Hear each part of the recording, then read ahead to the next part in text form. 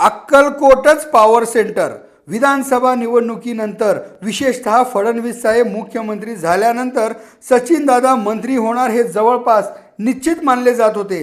परंतु भाजपातील काही ज्येष्ठ नेत्यांच्या ज्येष्ठतेला डावलणे त्यावेळी शक्य न झाल्याने अखेर हा निर्णय गुंडाळावा लागला आणि पर जिल्ह्यातून पालकमंत्री आयात करण्यात आले.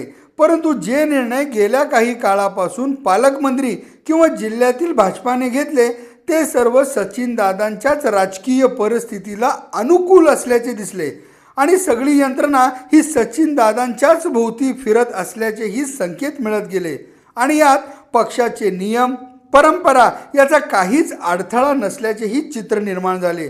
त्यामुळे राजकारणात थांबले म्हणजे संपले हे सूत्र असून थांबतील ते सचिनदादा कसले.